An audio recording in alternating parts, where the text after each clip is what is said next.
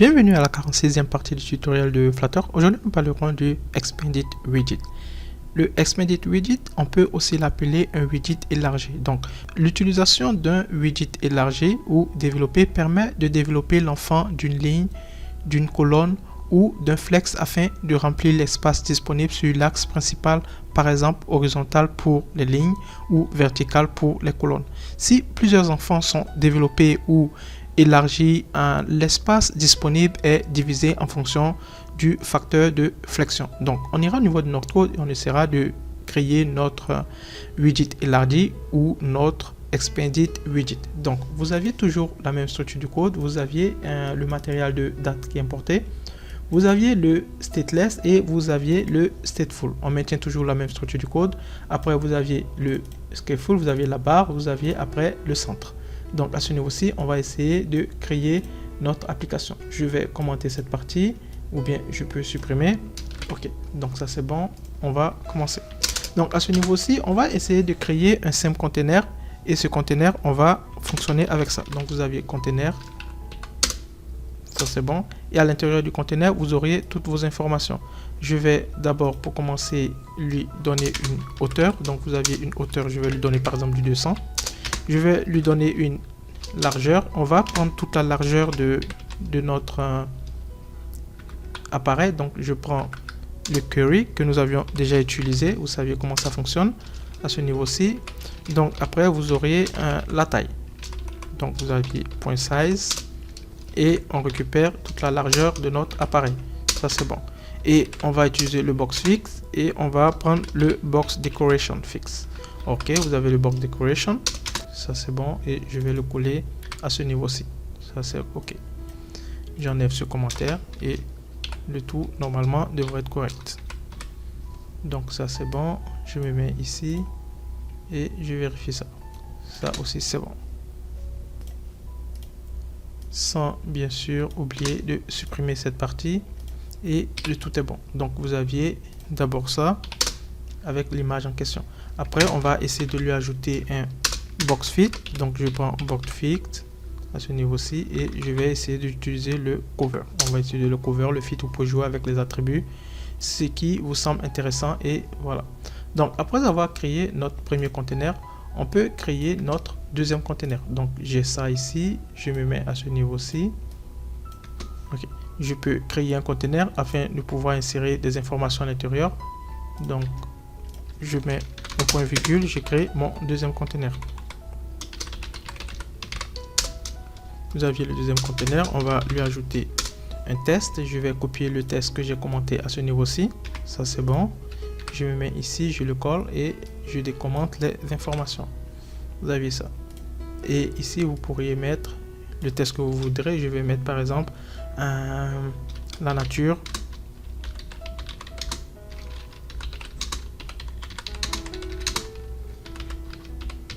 Ok, par exemple ça comme test. La nature nous offre des choses. Et ici, je vais essayer de formater en utilisant le style, la couleur, ce que je désire. Donc ici, je peux prendre par exemple du 10 ou du 25. Je vais essayer avec du 10. Ça, c'est bon. Et la couleur, je peux maintenir la même couleur en question. Et ça, c'est bon. Après ça, je vais essayer de lui ajouter encore un deuxième test, si possible. Ou bien même, je vais essayer d'utiliser le seul test. Donc, on revient à ce niveau-là. Donc, vous aviez votre colonne qui est ici.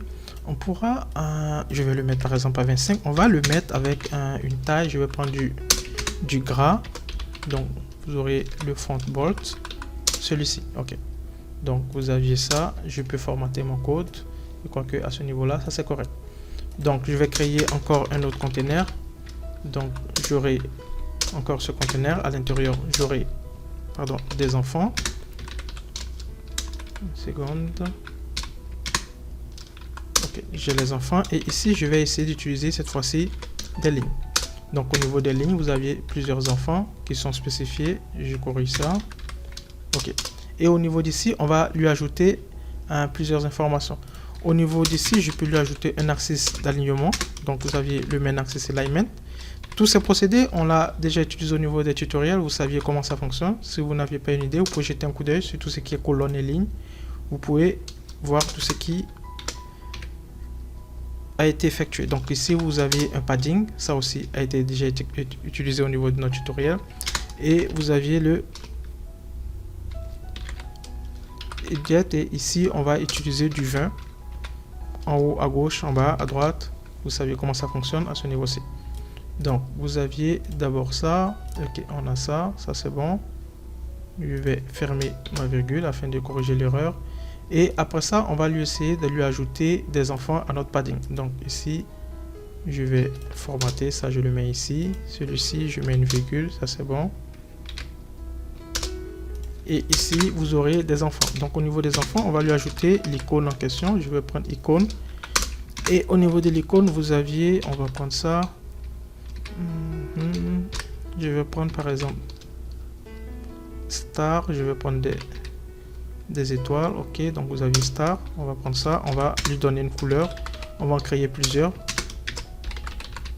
Donc vous aviez, je vais prendre par exemple de l'orange, on va voir avec ça. Ok, ça c'est bon. Donc vous aviez d'abord ça, je vais lui ajouter aussi une toute petite taille, je vais prendre du 25. Ok, et ça c'est bon. Donc vous aviez d'abord votre première ligne, on va essayer de créer encore une deuxième. Donc je copie tout simplement mon code, je me mets ici et je colle. À ce niveau-ci, je vais lui changer la couleur. Je peux lui prendre par exemple une couleur verte. Donc je sélectionne ça, je mets du green, ça c'est bon. On effectuera encore une fois de plus. Je vais vérifier à mon niveau pourquoi j'ai une erreur en rouge. On reviendra sur ça pour voir. Ok. Donc ici, on va copier encore, on le met à ce niveau-ci. On va devoir changer la couleur. On va prendre par exemple du noir. Donc je prends ici, je mets du noir.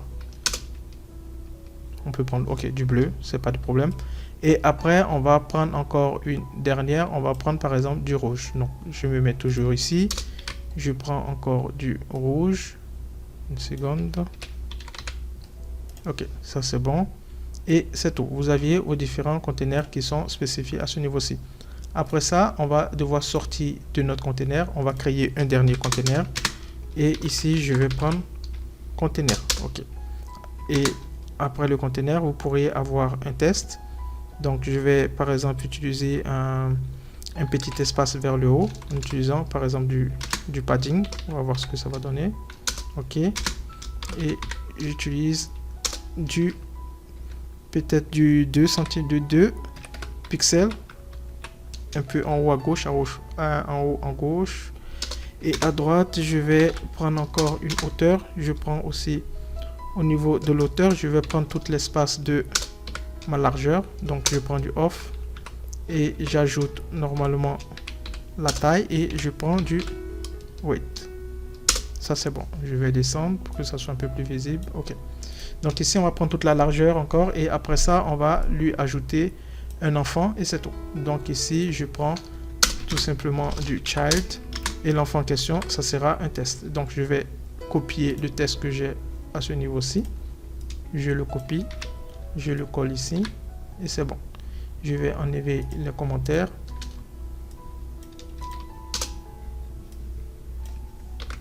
Ok. Donc au niveau du test, vous pouvez ajouter le test. On va devoir copier un test et on va l'ajouter.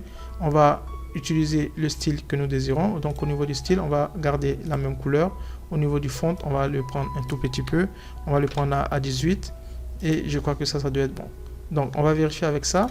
Je vais copier un test au niveau du web et je vais l'ajouter à ce niveau-ci. Je copie ce test et c'est bon. Donc vous aviez ça. Je vais chercher à vérifier l'erreur qui s'affiche à mon niveau et on va devoir exécuter le code. Donc concernant l'erreur ici, vous constatez, on a une petite erreur. On va essayer de vérifier. Ici, je vais commenter cette partie-là. Ça doit venir de l'image. Ok, et je prends image. Ok, vous aviez à cette image, on va utiliser une image en local. Et mon image, ça sera image/1.jpg. Vous aviez mon image qui sera présentée sous cette forme. Vous savez comment on récupère les images avec Flutter. On a tout simplement à créer notre répertoire images. On récupère les différentes images à l'intérieur. Et après ça, vous devrez déclarer l'image au niveau du PubSet YAML. Donc, si vous n'avez pas suivi le tutoriel précédent, vous pouvez jeter un coup d'œil et c'est bon.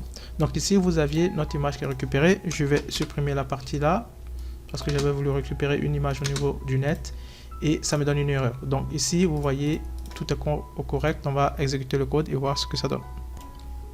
Après exécution, vous constatez que vous aviez cette partie qui est affichée. Donc, qu'est-ce qu'on va faire? On va essayer de commenter notre app bar et on va travailler sur ça. Je commente l'app bar, c'est bon, et c'est bon. Vous aviez plus ou moins une visibilité sur ça. Donc, vous aviez votre image, vous aviez les tests, vous aviez les différentes informations qui sont affichées à ce niveau-ci. Donc, qu'est-ce qu'on va faire? On va maintenant essayer de vous expliquer comment fonctionnent les extensions ou bien les élargissements avec Flutter. Donc, je me mets au niveau de mon conteneur, je clique sur l'ampoule, je fais widget et le widget en question, ça sera un expand. Donc, je prends expand. Vous aviez cette fonction et à l'intérieur, vous aviez normalement le conteneur. Et celui-ci, on va lui dire d'utiliser le flex. Donc, on aura, je vais le mettre à 2. Je vais exécuter, vous verrez ce que ça donne. On l'a déjà utilisé au niveau des colonnes et des lignes, mais c'est pour plus ou moins vous donner encore plus d'informations sur ça. Vous pouvez utiliser au niveau de vos applications. Donc, vous constatez, vous voyez un élargissement au niveau de l'image qui est récupéré. Il prend plus ou moins la moitié de votre écran et le reste est géré par le reste. Donc, vous pourriez aussi utiliser les flex au niveau des différentes colonnes que vous aviez à ce niveau-ci. Donc, je peux créer pour mon padding un flex. Donc, je me mets ici, je fais widget et je crée un autre expanded. Donc, vous aviez un expand qui est de ce type et je peux lui prendre par exemple le flex et je peux prendre par exemple du 2. Donc, si je prends du 2 ou bien du 3, vous pouvez tester le 3, vous allez voir ce que ça donne. Je revalide mon code. Et vous verrez, les étoiles seront élargies au niveau des lignes. Okay. Donc, vous voyez, vous aviez la première étoile qui récupère plus d'informations que les autres. Elle récupère plus ou moins 3 fois plus d'informations que les autres. Donc, vous voyez comment ça fonctionne avec aussi les colonnes. Vous aviez les colonnes, les lignes, vous pouvez utiliser les flex et gérer vos informations avec ça. Donc, je vais supprimer mon flex au niveau de ma ligne. Donc, je vais faire remove. Je supprime au fait celui-ci et c'est bon. Je vais partir au niveau de la fin. Donc, vous aviez au niveau de mon dernier conteneur qui est situé à ce niveau-ci. Je vais créer encore un autre flex. Donc, je fais widget. Vous voyez ça, c'est bon. Et ici, je vais appeler encore de l'expand. Et après ça, vous pourriez avoir un flex. Donc, au niveau du flex, vous pouvez mettre du 2. Vous validez, vous verrez ce que ça donne.